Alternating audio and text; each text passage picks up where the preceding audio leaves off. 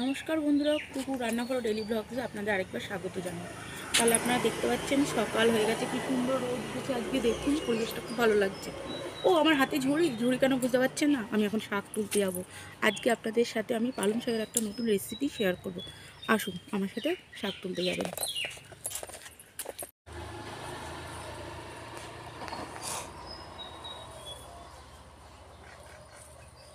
বন্ধুরা, তোমরা সবাই দেখতে পাচ্ছ আমি দেখো পালং শাক তুলছি। পালং শাকগুলো এরকম বড় বড় হয়েছে, এটা আরও বড় হবে, মোটা হবে।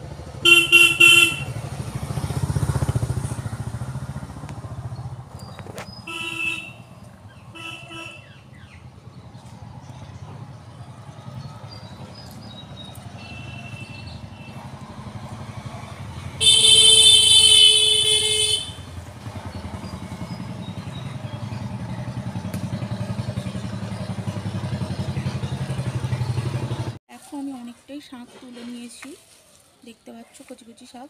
এবার আমি এখান থেকে কিছু ধনেপাতা তুলে নেবো।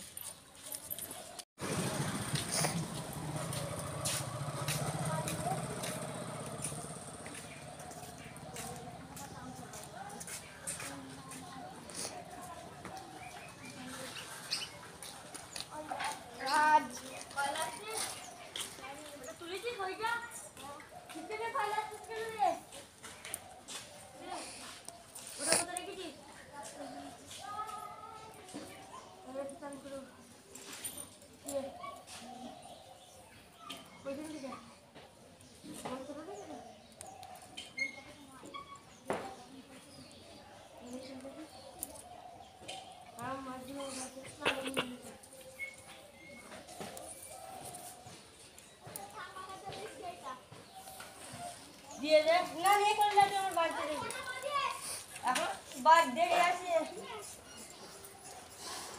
দেখো বন্ধুরা, আমি তুলে নিয়েছি ধনেপাতা, যা তুলেছি আমার শাকে হয়ে যাবে। তাহলে চলো দেখা যাক এবার আমি পালং শাকটা কীভাবে রান্না করি। বন্ধুরা, তোমরা দেখতে পাচ্ছ আমি পালং শাকগুলো একটু বেছে কেটে নিচ্ছি। পালং শাকগুলো যেহেতু একটু নোংরা নোংরা আছে ছোটো বলে, আমি গোড়াগুলো একটু ভালো করে পরিষ্কার করে কেটে নিচ্ছি পালং শাকটা। কচি পালং শাক তোমাদের কার কীরকম লাগে জানি না, তো আমার তো বেশ ভালোই লাগে। বিশেষ করে পালং শাকের এই চচ্চড়িটা, যেটা আমি আজকে করতে চলেছি, পালং শাক বাড়িতে এলে আমি এটা বিশেষ করে করি। আমার খুব ভালো লাগে এই চচ্চড়িটা।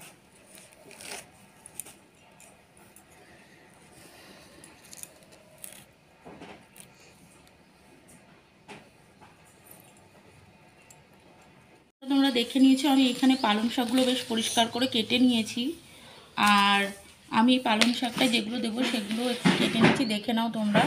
আমি এখানে আলু কেটে নিয়েছি, বেগুন কেটে নিয়েছি, একটু কুমড়ো দিচ্ছি, শিম, মূলো, কাঁচা লঙ্কা, টমেটো ও ধনেপাতা, আমি এগুলো সব কেটে নিয়েছি। এবার আমি এগুলো ধোবো, ধুয়ে পরিষ্কার করে তারপর রান্না করব। আমি এখানে অল্প একটু সরষের তেল ব্যবহার করেছি, করে আমি সবজিগুলো আগে এখানে একটু সেদ্ধ করে নেব।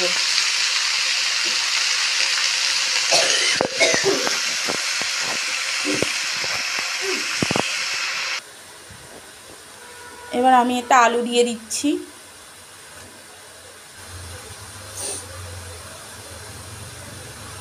এবার আমি এতে বেগুনগুলো দিয়ে দেবো।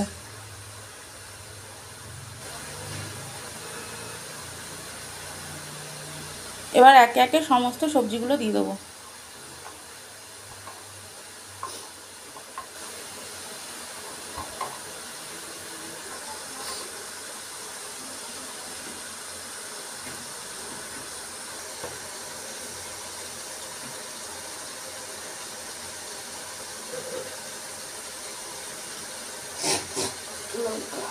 যেহেতু তোমরা জানো আমি একটু ঝাল খেতে ভালোবাসি, তাই আমি একটু বেশি করে কাঁচা লঙ্কা এতে দিয়েছি। ঝালটা তোমরা তোমাদের ইচ্ছে মতন দেবে।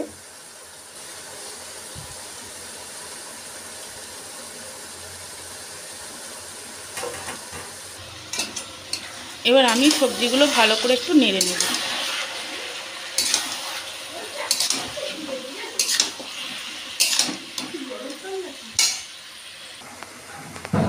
এবার আমি এতে দিয়ে দিচ্ছি নুন,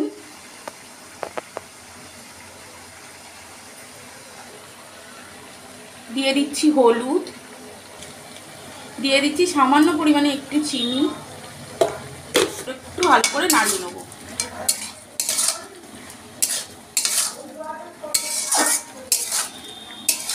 দেখো কচি পালং শাক বলে কতটা পরিমাণে জল বেরিয়েছে। তোমাদের যদি এইরকম কচি পালং শাকে জল বেরিয়ে যায় তাহলে তোমরা আর এতে জলটা দেবে না, এই জলেই আস্তে আস্তে এটা সেদ্ধ হয়ে যাবে। আর যদি জল না বেরোয় তাহলে অল্প একটু জল দেবে। আমি এখানে আর জল ব্যবহার করব না, আমি গ্যাসের আগুনটাকে একটু কমিয়ে দেবো যাতে এটা আস্তে আস্তে ভাপে ভাপে সেদ্ধ হতে পারে। এবার আমি এটাকে চাপা দিয়ে দেবো। ঢাকাটাকে খুলে দিচ্ছি। দেখো সবজিগুলো একদমই সেদ্ধ হয়ে গেছে, দেখতে পাচ্ছ। এই যে জলটা আছে সবজির তলায়, আমি জল শুদ্ধি সবজিটাকে এবার নাবিয়ে রাখবো। আমি কড়াটাকে ধুয়ে মুছে আবার বসিয়ে দিয়েছি। কড়াটা গরম হয়ে গেছে, এবার আমি এতে আবারও সরষের তেল দেবো।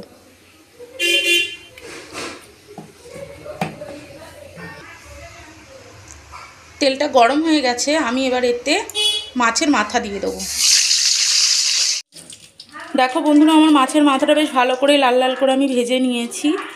আমার সবজি তরকারি অনুযায়ী আমি এখানে আধখানা মাছের মাথা নিয়েছি, তোমরা তোমাদের মতন নেবে। আমার মাছের মাথাটা অনেকটাই বড়, যার জন্য আমার আধখানা মাথাতেই আমার তরকারিটা হয়ে যাবে। এবার আমি মাথাটা তুলে নেবো।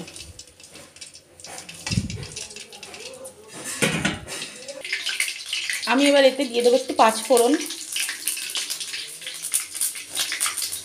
এবার আমি তরকারিটা দিয়ে দেবো।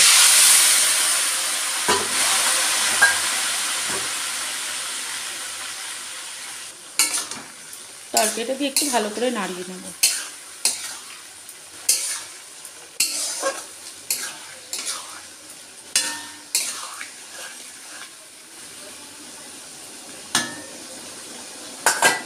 এবার এতে আমি দিয়ে দেবো ভেজে রাখা মাছের মাথাগুলো।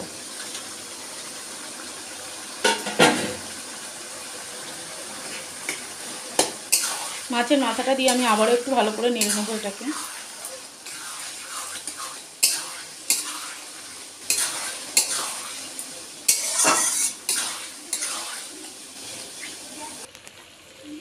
এবার এতে আমি দিয়ে দেবো কুচিয়ে রাখা ধনেপাতা।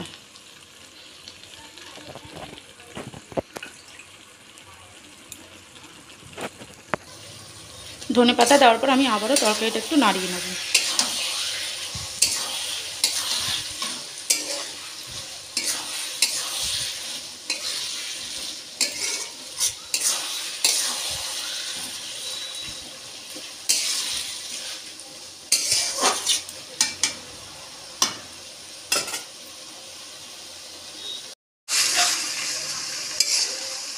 আমার পালং শাকের এই তরকারিটা হয়ে গেছে। এবার মানা আসবে, আমি ওকে খেতে দেবো। আমার পুচিসোনাকে আমি এবার একটু খেতে দেবো। পুচিসোনা স্কুল থেকে এসছে, খাবে। না সোনা, খাও।